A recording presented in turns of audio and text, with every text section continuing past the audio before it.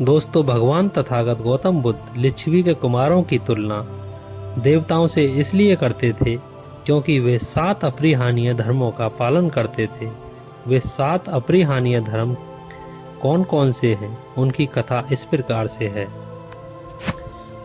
एक बार तथागत बुद्ध गृद्धकूट के पर्वत पर ठहरे हुए थे।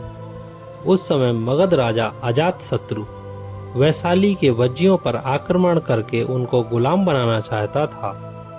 तथागत के आगमन का समाचार सुनकर राजा अजातशत्रु ने अपने प्रधानमंत्री वत्सकार को बुलाया और कहा कि तुम तथागत के पास जाओ और उनसे कहो कि मगध राजा अजातशत्रु वज्जियों पर आक्रमण करना चाहता है।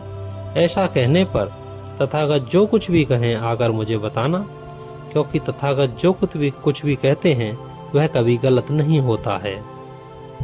तब वत्सकार ने कहा कि महाराज, आप जैसा कहते हैं वैसा ही होगा। महाराज की आज्ञा पाकर वत्सकार ने रथ जुतवाकर गृद्धकूट जो पर्वत था जहां पर तथागत बुद्ध ठहरे हुए थे वहां पहुंचकर वत्सकार ने तथागत को प्रणाम करके कहा कि तथागत, राजा अजातशत्रु ने नतमस्तक होकर आपके चरणों की वंदना करके आपसे पूछा है कि वे आसानी से वज्जियों को जीतकर दास बना सकेगा या फिर नहीं।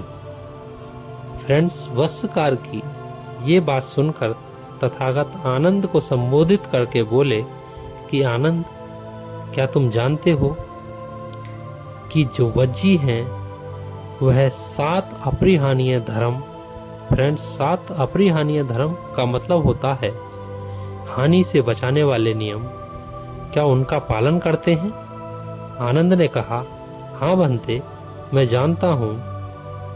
तब बुद्ध ने वत्सकार से कहा कि ब्राह्मण, जब तक वज्जी नंबर 1 सन्निपात बहुल, नंबर 2 जब तक वे एक होकर बैठक करते हैं, नंबर 3 जब तक वे अप्रज्ञप्त को प्रज्ञप्त और प्रज्ञप्त को अप्रज्ञप्त नहीं करते, नंबर 4 जब तक वे बुद्धों को मानते हैं, नंबर 5 जब तक वे कुल स्त्रियों के साथ जबरदस्ती नहीं करते हैं, जब तक वे नंबर 6 अपने चैत्यों की पूजा करते हैं, नंबर 7 जब तक वे अपने अरहतों की रक्षा करते हैं। वत्सकार, तब तक कोई भी उन वज्जियों को पराजित नहीं कर सकता है। ये 7 अपरिहार्य धर्म वज्जियों की उन्नति के मूल कारण हैं, क्योंकि वे इन्हीं नियमों पर चलते हैं और इन्हीं के कारण से उनकी उन्नति हो रही है।